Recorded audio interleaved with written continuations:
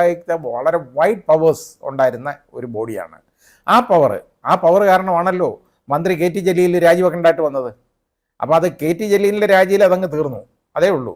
അത് കഴിഞ്ഞ് മുഖ്യമന്ത്രി ഇതേപോലെ ദുരിതാശ്വാസ നിധിയിൽ നിന്ന് പണമെടുത്ത് തോന്നിവാസം പോലെ ഇവരെല്ലാം കൂടെ ചിലവാക്കിയതിന് വന്ന കേസ് നമ്മൾ കണ്ടു. എങ്ങനെ പോയെന്ന് നമ്മൾ കണ്ടതാണല്ലോ. ചെയ്യാൻ പോകുന്നത് സെൻട്രൽ ഗവൺമെൻറ് ഭരണഘടനയുടെ 356 വകുപ്പ് പ്രയോഗിക്കും. ചെയ്യാന്ന് പറഞ്ഞു കഴിഞ്ഞാൽ ഈ ഗവൺമെൻറ്റിനെ പിരിച്ചുവിടും. ഇത് തന്നെ നടക്കാൻ പോകുന്നത്. എന്നിട്ട് രാഷ്ട്രപതി ഭരണം ഏർപ്പെടുത്തും. കാരണം ഇവിടുത്തെ ലോ ആൻഡ് ഓർഡർ സിറ്റുവേഷൻ തകർന്നു എന്നുള്ളതിന് അതിലും വലിയൊരു തെളിവ് വേണ്ട. അതായത് യൂണിയൻ ഗവൺമെൻറ്റിൻ്റെ പ്രതിനിധിയായിട്ടുള്ള ഗവർണറെ ഇവിടെ തുടരാൻ സമ്മതിക്കുന്നില്ല, അദ്ദേഹത്തിന് ഇവിടെ പ്രവർത്തിക്കാൻ സമ്മതിക്കുന്നില്ല എന്നുള്ള ഒരു കാഴ്ചപ്പാട് വരികയാണെന്നുണ്ടെങ്കിൽ ഇവിടെ ലോ ആൻഡ് ഓർഡർ തകർന്നു എന്നുള്ളതിൻ്റെ ഏറ്റവും വലിയ ഉദാഹരണമാണ്. പിന്നെ അതിന് വേറെ തെളിവൊന്നും വേണ്ട. അതുകൊണ്ട് വളരെ എളുപ്പമാണ്. അതുകൊണ്ട് ഇതൊന്നും നിർത്തിവെച്ചില്ലെങ്കിൽ ഇത് പ്രശ്നത്തിലേക്ക് കലാശിക്കും. നമസ്കാരം. ഗവർണറെ മാറ്റണം എന്നാവശ്യപ്പെട്ടുകൊണ്ട് കേന്ദ്രത്തിന് കേരള സംസ്ഥാനം കത്ത് കൊടുത്തിരിക്കുന്നു എന്നുള്ള വിവരങ്ങൾ പുറത്തു വന്നു. എന്നാൽ കേരളം ആവശ്യപ്പെടുന്നത് പോലെ ഇത്തരം ഒരു ആവശ്യം ഇപ്പോൾ പരിഗണിക്കാൻ യാതൊരു തരത്തിലും നിയമ സാധുത ഇല്ല എന്ന് തന്നെയാണ് ജസ്റ്റിസ് കമാൽ പാഷ വ്യക്തമാക്കുന്നത്. കേരളത്തിന്റെ ക്രമസമാധാനം തകർന്നു എന്ന് കാണിച്ചുകൊണ്ട് വേണ്ടി വന്നാൽ കേരള സംസ്ഥാനത്തെ അസ്ഥിരപ്പെടുത്താനോ അല്ലെങ്കിൽ ഭരണം പിരിച്ചുവിടുവാനോ കേന്ദ്ര സർക്കാരിന് ഇതുവഴി സാധ്യമാകും എന്നുള്ള ഗുരുതരമായ ഒരു അവസ്ഥ കൂടി സംജാതമായേക്കാം എന്ന് തന്നെയാണ് കമാൽ പാഷ ഇപ്പോൾ എടുത്തു പറയുന്നത്. ഇവർ ഗവർണർക്കെതിരെ പ്രതിരോധിക്കുന്നതിന് നിരവധി കാരണങ്ങൾ അവർ കാണിക്കുന്നുണ്ട്. ഇത് കത്തിൽ രേഖപ്പെടുത്തിയിട്ടുണ്ടോ ഇല്ലയോ എന്നുള്ളത് വ്യക്തമല്ല. എന്നാൽ ഗവർണർ ബില്ല് തടഞ്ഞു വെച്ചിരിക്കുന്നു എന്നുള്ള ആരോപണങ്ങളിൽ തീർത്തും അടിസ്ഥാനരഹിതമാണ്, അല്ലെങ്കിൽ അവർ ഉന്നയിക്കുന്ന കാര്യങ്ങൾ അതിൽ കഴമ്പില്ല എന്നാണ് പറയുന്നത്. ജസ്റ്റിസ് കമാൽ പാഷ പറയുന്നത് ഗവർണർ തടഞ്ഞു വെച്ചിരിക്കുന്ന ബില്ലുകളെല്ലാം കൃത്യമായ തീരുമാനത്തിന്റെ അടിസ്ഥാനത്തിലാണ് ഗവർണർ തടഞ്ഞു വെച്ചിരിക്കുന്നത്, അത് ന്യായയുക്തമാണ് എന്നാണ് ജസ്റ്റിസ് കമാൽ പാഷയുടെ ആവർത്തിച്ചുള്ള അഭിപ്രായം. അതായത് ഒരു കാരണവശാലും ഇത്തരം ബില്ലുകൾ ഗവർണർ പാസാക്കി വിടുകയാണെങ്കിൽ, ഗവർണർ ഒപ്പിടുകയാണെങ്കിൽ അത് കേരളത്തിലെ നിയമവ്യവസ്ഥിതിയെ, കേരളത്തിലെ സാധാരണക്കാരുടെ ജനജീവിതത്തെ തന്നെ വളരെ പ്രതികൂലമായി ബാധിക്കും. അത്തരത്തിലുള്ള ബില്ലുകളാണ് ഗവർണർ തടഞ്ഞു വച്ചിരിക്കുന്നത്. ഗവർണറെ സർവകലാശാല ചാൻസലർ സ്ഥാനത്ത് നിന്ന് മാറ്റി അവിടെ മുഖ്യമന്ത്രിയെ ചാൻസലർ പദവിയിലേക്ക് ഉയർത്തണം എന്ന രീതിയിലുള്ള നിയമ ഭേദഗതി നിർദ്ദേശം ചെയ്യുന്ന ബില്ലുകൾ കേരളത്തിന് വളരെ ഗുരുതരമായ രീതിയിലേക്ക് കൊണ്ടുചെന്നെത്തിക്കും, സംസ്ഥാനത്തെ വളരെ അധപ്പതനത്തിലേക്ക് അത് കൊണ്ടുചെന്നെത്തിക്കും എന്ന് തന്നെയാണ് ഇപ്പോൾ കമാൽ പാഷ പറയുന്നത്.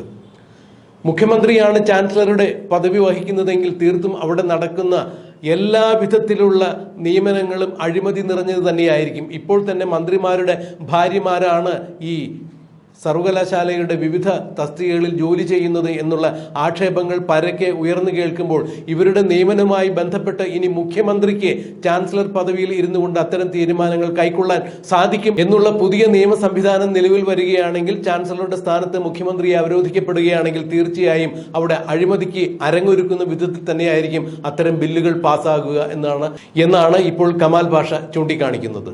ഇനിയും ഗവർണറെ തുടരുവാൻ അനുവദിക്കേണ്ടതില്ല, അല്ലെങ്കിൽ ഗവർണർ സംസ്ഥാന സർക്കാരിന് ഗുരുതരമായ രീതിയിൽ പ്രത്യാഘാതങ്ങൾ ഉണ്ടാക്കുന്ന തരത്തിൽ പ്രവർത്തിക്കുന്നു എന്നുള്ള വിവരങ്ങളെല്ലാം ചൂണ്ടിക്കാണിച്ചുകൊണ്ട് തന്നെയാണ് സർക്കാർ കത്തയച്ചിരിക്കുന്നത്.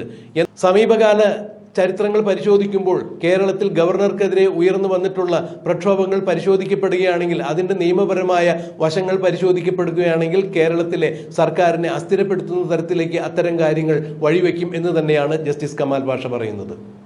ഗവർണറെ വഴിയിൽ തടയുക എന്ന് പറഞ്ഞാൽ IPC 124 പ്രകാരം ഗുരുതരമായ കുറ്റകൃത്യം തന്നെയാണ്. രാഷ്ട്രപതിയെയോ ഉപരാഷ്ട്രപതിയെയോ ഗവർണറെയോ ഇത്തരത്തിൽ വഴിയിൽ തടയുവാൻ ഒരു തരത്തിലും നിയമം അനുവദിക്കുന്നില്ല. ജനാധിപത്യപരമായ രീതിയിൽ ഇവരെ വഴി തടയുവാൻ പാടില്ല എന്ന് തന്നെയാണ് ഇത്തരം നിയമങ്ങളുടെ കീഴിലുള്ള അനുശാസനം പറയുന്നത് എന്നാണ് ജസ്റ്റിസ് കമാൽ പാഷ എടുത്തെടുത്ത് പറയുന്നത്.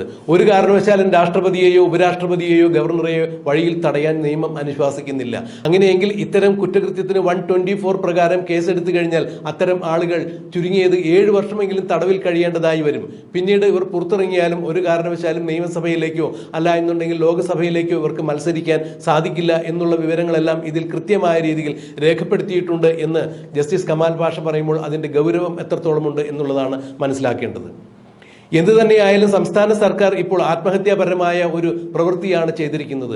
ഇതിലൂടെ മറ്റൊരു കാര്യം കൂടി ജസ്റ്റിസ് കമാൽ പാഷ സംശയിക്കുന്നതായി അദ്ദേഹം പറയുന്നു. ഈ സർക്കാർ ആത്മഹത്യക്ക് തുല്യമായ കാര്യം തന്നെയാണോ ഇതിൽ നിന്ന് ചെയ്തിരിക്കുന്നത് എന്നുള്ളത് സംശയമുണ്ട്. അതായത് എങ്ങനെയും ഇട്ടെറിഞ്ഞു പോകണം, കേന്ദ്ര സർക്കാരിനെ കൊണ്ട് കേരള സർക്കാരിനെ, സംസ്ഥാന സർക്കാരിനെ ഏത് വിധേനയെങ്കിലും പിരിച്ചു വിടുവിക്കണം എന്ന് തന്നെയാണ് ഈ സർക്കാർ ഉദ്ദേശിക്കുന്നതാണ് ഇതിൽ നിന്നും മനസ്സിലാക്കേണ്ടത് എന്നാണ് കമാൽ പാഷ പറയുന്നത്. ഇവർക്ക് മടുത്തിരിക്കുന്നു, ഭരണം മടുത്തിരിക്കുന്നു. രാഷ്ട്രപതി തന്നെ സംസ്ഥാന ഭരണത്തെ അസ്ഥിരപ്പെടുത്തിയിരിക്കുന്നു, പിരിച്ചുവിട്ടിരിക്കുന്നു എന്ന് പറഞ്ഞു കഴിഞ്ഞാൽ ഇനി വരും തെരഞ്ഞെടുപ്പുകളിൽ ഒരു വീരപരിവേഷത്തോടു കൂടി ജനങ്ങളെ സമീപിക്കുവാൻ ഇവർക്ക് സാധിക്കും.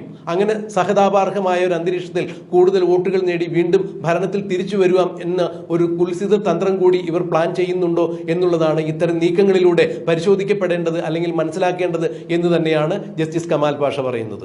ഇത് മുഖ്യമന്ത്രിയുടെയും കൂട്ടരുടെയും ഒരു കുതന്ത്രം മാത്രമാണ്. അതായത് അവർക്ക് ഭരണം മതിയായി, കേന്ദ്ര സർക്കാരിനെ കൊണ്ട് കേരള സംസ്ഥാന മന്ത്രിസഭയെ പിരിച്ചു വിടുവിപ്പിക്കാനുള്ള ഒരു തന്ത്രം തന്നെയാണ് ഇപ്പോൾ മുഖ്യമന്ത്രി പിണറായി വിജയനും കൂട്ടരും ചെയ്തിരിക്കുന്നത്. അതിന്റെ ഭാഗമായാണ് ഗവർണർക്കെതിരെ രാഷ്ട്രപതിക്ക് കത്തയച്ചിരിക്കുന്നത് എന്ന് തന്നെയാണ് ജസ്റ്റിസ് കമാൽ പാഷ വ്യക്തമാക്കുന്നത്. നമുക്ക് ജസ്റ്റിസ് കമാൽ പാഷയുടെ വാക്കുകൾ ഒന്ന് കേൾക്കാം. ഗവർണറും മുഖ്യമന്ത്രിയായിട്ടുള്ള പോരെന്ന് പറയുന്നത് ഇപ്പോൾ വേറൊരു തലത്തിലേക്ക് മാറിയിരിക്കുകയാണ്. ഇപ്പോൾ ഗവർണറെ അത് യഥാർത്ഥത്തിൽ ഞാൻ അഡ്വൈസ് കൊടുത്തത്, ഗവർണർ നിങ്ങൾ ഇതുവരെ തിരിച്ചു വിളിച്ചില്ലല്ലോ എന്ന് കോൺഗ്രസ്സുകാർ ചോദിച്ചു. ലീഡർഷിപ്പ് ഗവർണറെ തിരിച്ചു വിളിക്കാൻ നിങ്ങൾ ആവശ്യപ്പെട്ടിട്ടില്ലോ അല്ലോ, അതങ്ങ് അവർ ഉൾക്കൊണ്ട് കഴിഞ്ഞപ്പോൾ എന്നാൽ ഇനി അന്നേരം അതുവരെ ആ ബോധമില്ലായിരുന്നു കേട്ടോ. ഇനി ഗവർണറെ തിരിച്ചു വിളിക്കണം എന്നുള്ള രീതിയായി. അപ്പം ഗവർണർ അപ്പോയിൻമെൻറ്റ് വരുമ്പോൾ ഒരു യഥാർത്ഥത്തിൽ നിർബന്ധമൊന്നുമില്ല സെൻട്രൽ ഗവൺമെൻറ്റിന് ഇവരുടെ അടുത്ത് കൺസൾട്ടേഷൻ വേണമെന്ന്. എന്നാലും സാമാന്യ മര്യാദയുടെ പുറത്ത് ഒരു അത് ഏതെന്ന് പറഞ്ഞു കഴിഞ്ഞാൽ അങ്ങനെ ഒരു നടപടി അങ്ങ് നടത്തുന്നുള്ളേ ഉള്ളൂ. അതിന് ഒരു വെറും ഫോർമാലിറ്റി എന്നുള്ളതല്ലാതെ അതിന് ലീഗലായിട്ട് വലിയ സ്റ്റാൻഡിങ് എന്നുള്ളതല്ല. സ്റ്റേറ്റ് ഗവൺമെൻറ് അടുത്ത് ചോദിക്കും, അപ്പോയിൻ്റ് ചെയ്യട്ടോ ഇങ്ങനെ ഒരാളെ വിടുന്നു ചിലപ്പോൾ ചോദിക്കാറുണ്ട്. ഇവരുടെയൊക്കെ ചോദിക്കുന്നുണ്ടോ, ഇപ്പോൾ ഇത് ചോദിക്കുന്നുണ്ടോയെന്നൊന്നും എനിക്കറിയില്ല. പക്ഷേ അങ്ങനെ അത് കഴിഞ്ഞാൽ ഗവർണർ തിരിച്ചു വിളിക്കണം എന്ന് ആവശ്യപ്പെട്ട് കഴിഞ്ഞാൽ, അപ്പോൾ ഗവർണർ ശരിയായ രീതിയിൽ പ്രവർത്തിക്കുമ്പോൾ ആ ഗവർണറെ തിരിച്ചു വിളിക്കണോ വേണ്ടയോ എന്ന് തീരുമാനിക്കുന്നത് സെൻട്രൽ ഗവൺമെൻറ്റാണ്, യൂണിയൻ ഗവൺമെൻറ്റാണ്. അല്ലാതെ ഇവിടെ കേരള ഗവൺമെൻറ് സർക്കാരൊന്നും അല്ല. ഇവിടുത്തെ മുഖ്യമന്ത്രിയോ അല്ലെങ്കിൽ ക്യാബിനറ്റോ ഇത് ആവശ്യപ്പെട്ടാൽ പോലും അങ്ങനെ തിരിച്ചു വിളിക്കേണ്ട കാര്യമൊന്നുമില്ല. വിളിക്കേണ്ട ഒരു ബാധ്യതയും ഗവൺമെൻറ്റിനില്ല. ഗവർണർ തിരിച്ചു വിളിക്കുന്നില്ലെങ്കിലോ ഇവരെന്ത് ചെയ്യും?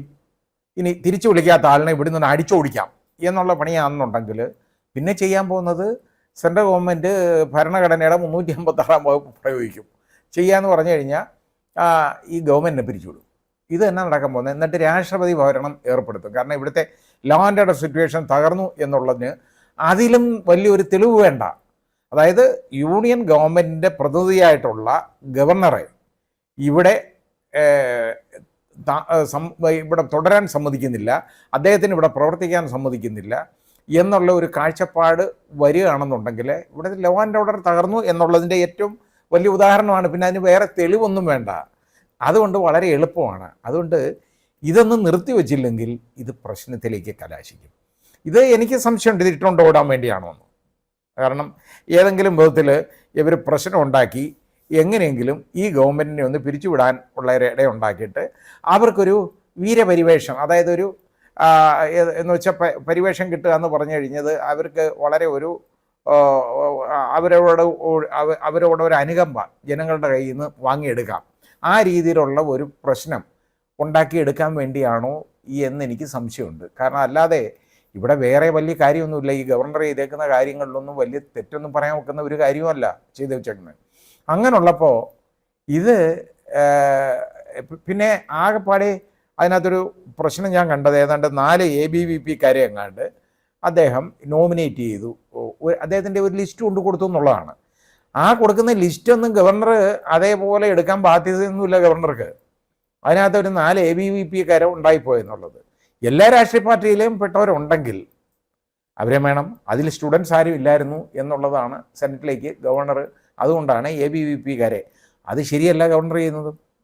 ഒരു പ്രത്യേക രാഷ്ട്രീയ പാർട്ടിയിൽപ്പെട്ടവരെ ഒന്നും അദ്ദേഹത്തിൻ്റെ ചോയ്സിലൊന്നും അങ്ങനെ ചെയ്യാൻ പാടില്ല. എല്ലാ പാർട്ടിയിലെയും ഉള്ള ആളുകളെ അങ്ങനെ എന്തെങ്കിലും സ്റ്റുഡൻസ് ആണെങ്കിലും അദ്ദേഹം വേണ്ടത് ഏതെങ്കിലും വിദ്യാർത്ഥി സംഘടനകൾ വേറെ ഉണ്ടെങ്കിൽ അതേ എടുക്കണം. ഇല്ലെങ്കിൽ ഒരു സംഘടനയില്ലാത്തവന്മാരെ അതിനകത്ത് നോമിനേറ്റ് ചെയ്യാം. അപ്പോൾ അങ്ങനെയൊക്കെ ചെയ്യുന്നതിന് പകരം ഇങ്ങനെ ചെയ്തു. അത് മാത്രമേ ഞാനത് കണ്ടുള്ളൂ. അല്ലാതെ ബാക്കിയുള്ള അദ്ദേഹം പിടിച്ചു വെച്ച ബില്ലുകൾ എന്നൊക്കെ പറയുന്നത് പിടിച്ചു വെക്കേണ്ട ബില്ലുകൾ തന്നെയാണ്. കാരണം ജനങ്ങൾക്ക് വളരെയധികം പ്രതികൂലമായി ജനങ്ങളെ ബാധിക്കുന്ന കാര്യങ്ങളാണ് അടങ്ങുന്ന ബില്ലുകളാണുള്ളത്. കാരണം ഈ നാട്ടിലെ യഥാർത്ഥത്തിൽ അഴിമതി നിരോധന നിയമം അത് ഏതാണ്ട് നോക്കുകുത്തിയായി കഴിഞ്ഞു. അതിൻ്റെ സെക്ഷൻ 19 അമെൻമെൻറ്റ് വന്നതോടുകൂടി ഇപ്പോൾ ഒരാളുടെ പേരിൽ കേസ് എടുക്കണമെങ്കിൽ അയാളുടെ അനുവാദം വാങ്ങിക്കണം. ആ രീതിയിലേക്ക് പോയി. ഞാനൊരു കേസ് എടുത്തോട്ടെ എന്ന് ഈ പ്രതി അടുത്ത് പോയി ചോദിക്കുക എന്ന് പറയുന്ന പോലാണ്. ആ രീതിയിലേക്ക് പോയി. കാരണം ഗവൺമെൻറ്റിൻ്റെ കയ്യിൽ നിന്ന് നേരത്തെ സാങ്ഷൻ വാങ്ങിച്ചിട്ടേ ഒരു കംപ്ലയിൻറ്റ് കൊടുക്കാൻ ഒക്കുള്ളൂ. ഗവൺമെൻറ് സാങ്ഷൻ കൊടുക്കൂ. ഈ അന്വേഷണം മുഴുവൻ കഴിഞ്ഞിട്ട് ഗവൺമെൻറ് സാങ്ഷൻ കൊടുക്കുന്നില്ല, പിന്നാണ് അതിന് മുമ്പേ ചോദിച്ചാൽ കൊടുക്കുന്നത്. അതൊന്നും കൊടുക്കില്ലല്ലോ. അപ്പോൾ ആ രീതിയിലേക്ക് അതിൻ്റെ അമെൻമെൻറ്റ് വന്നതോടുകൂടി ആ നിയമം പോയി കഴിഞ്ഞു. പിന്നെ ഉണ്ടായിരുന്നത് ലോകായുക്തയാണ്. ലോകായുക്ത വളരെ വൈഡ് പവേഴ്സ് ഉണ്ടായിരുന്ന ഒരു ബോഡിയാണ്. ആ പവർ കാരണമാണല്ലോ മന്ത്രി കെ ടി ജലീൽ രാജിവെക്കേണ്ടതായിട്ട് വന്നത്. അപ്പോൾ അത് കെ ടി ജലീലിൻ്റെ രാജിയിൽ അതങ്ങ് തീർന്നു, അതേ ഉള്ളൂ. അത് കഴിഞ്ഞ് മുഖ്യമന്ത്രി ഇതേപോലെ ദുരിതാശ്വാസ നിധിയിൽ നിന്ന് പണമെടുത്ത് തോന്നിവാസം പോലെ ഇവരെല്ലാം കൂടെ ചിലവാക്കിയതിന് വന്ന കേസ് നമ്മൾ കണ്ടു. എങ്ങനെ പോയെന്ന് നമ്മൾ കണ്ടതാണല്ലോ.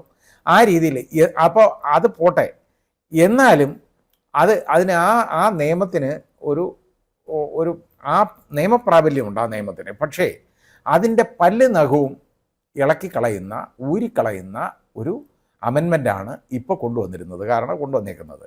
അപ്പോൾ ആ അമെൻമെൻറ്റ് ഗവർണർ ഒപ്പിട്ടില്ല എന്ന് പറയുന്നത് വളരെ ന്യായമായ കാര്യമാണെന്നാണ് എൻ്റെ അഭിപ്രായം.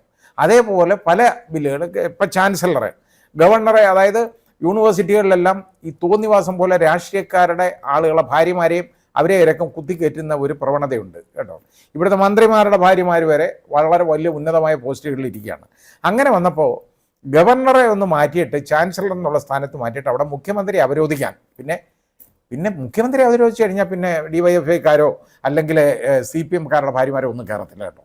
ആ രീതിയിലുള്ള ഒരു കാഴ്ചപ്പാടിലാണ് ഈ മുഖ്യമന്ത്രിയാക്കാൻ പറയുന്നത്. എന്തുദ്ദേശിച്ചാണ് ഇതൊക്കെ ചെയ്യുന്നത്? തോന്നിവാസമല്ലേ? അപ്പോൾ അത് വന്നപ്പോൾ അത് ഗവർണർ ഒപ്പിടാതിരിക്കുന്നത് ന്യായമായ കാര്യമാണെന്നാണ് ഞാൻ വിശ്വസിക്കുന്നത്. അതുകൊണ്ട് ആ ബില്ലുകളൊക്കെ അദ്ദേഹം പിടിച്ചു വെച്ച ബില്ലുകളിലൊക്കെ പിടിച്ചു വെക്കാൻ കൊള്ളാവുന്നതാണ്. അതിന് കാര്യമുണ്ട്. അത് വേറൊരു കാര്യമുള്ളതെന്ന് പറഞ്ഞു കഴിഞ്ഞാൽ ഇങ്ങനെ ഒരു കറക്റ്റീവ് ഫോഴ്സെങ്കിലും ഒരാളെങ്കിലും വേണ്ടേ നിങ്ങൾ ചെയ്യുന്ന തെറ്റാണ് എന്ന് ചൂണ്ടിക്കാണിക്കാൻ. ഇങ്ങനൊരു റിക്വസ്റ്റ് കിട്ടിയാൽ പോലും അത് യൂണിയൻ ഗവൺമെൻറ് ഇന്ന് അതിന്മേലിൽ ആക്ട് ചെയ്യുമോ എന്നുള്ളത് എനിക്ക് സംശയമാണ്. കാരണം ഈ മാർക്സിസ്റ്റ് പാർട്ടിക്ക് ഒരു മേൽക്കൈ കിട്ടുന്നതിന് തുല്യമാവും ആ രീതിയിലൊരു റിക്വസ്റ്റ് സ്വീകരിച്ചിട്ട് ഈ ശ്രീ ആരിഫ് മുഹമ്മദ് ഖാനെ തിരിച്ചു വിളിച്ചാൽ. അതുകൊണ്ട് അവർക്ക് CPMന് ഒരു മേൽക്കൈ കൊടുക്കാനായിട്ടൊന്നും ഒരിക്കലും BJP ഗവൺമെൻറ് കൂട്ടുനിൽക്കും എന്ന് ഞാൻ കരുതുന്നില്ല. പിന്നെ ഇനി എന്താ അതിൻ്റെ പുറകെ നടക്കാൻ പോകുന്നതെന്ന് എനിക്കറിയില്ല, അത് വേറെ കാര്യം. ഒത്തുകളിലേക്ക് ഒരുപാടുണ്ട്, നമ്മൾ ഒരുപാട് കാര്യങ്ങളിൽ കാണുന്നതാണ്. അപ്പോൾ എന്ന് പറഞ്ഞ പോലെ ഇതിനകത്ത് എന്താ സംഭവിക്കുന്നത് എനിക്കറിയില്ല. പക്ഷേ സാധാരണഗതിയിൽ ഇത് അദ്ദേഹത്തിന് തിരിച്ചു വിളിക്കാൻ യാതൊരു സാധ്യതയും കാണുന്നില്ല. മാത്രവുമല്ല, ആ തിരിച്ചു വിളിക്കുന്നത് BJPയെ സംബന്ധിച്ചിടത്തോളം ആത്മഹത്യാപരമായിരിക്കും. കാരണം ഇദ്ദേഹം രാഷ്ട്രീയം കളിക്കുന്നു, രാഷ്ട്രീയക്കാർക്ക് വേണ്ടി BJPക്ക് വേണ്ടി നിൽക്കുന്നു എന്നുള്ള രീതിയിലുള്ള ഒരു അലിഗേഷൻ, ആരോപണമാണല്ലോ ഉള്ളത്. അതിനെ ശരിവെക്കുന്ന വിധത്തിലാവും അദ്ദേഹത്തിന് തിരിച്ചു വിളിച്ചാൽ. അതുകൊണ്ട് ഒരു സാധ്യതയും ഞാൻ കാണുന്നില്ല അദ്ദേഹത്തിന് തിരിച്ചു വിളിക്കാൻ. അങ്ങനെ ഇല്ലാത്തപ്പോൾ വീണ്ടും വളരെ ഉപദ്രവം ഉണ്ടാക്കിക്കൊണ്ടിരുന്നാൽ വളരെ വലിയ കോൺസിക്വൻസ്, അതിൻ്റെ അനന്തരഫലങ്ങൾ എന്ന് പറയുന്നത് വളരെ വലുതായിരിക്കും, വളരെ സ്ട്രിക്റ്റ് ആയിട്ടുള്ള കാര്യവുമായിരിക്കും. അതായിരിക്കും നമുക്ക് കാണാനുള്ളത്.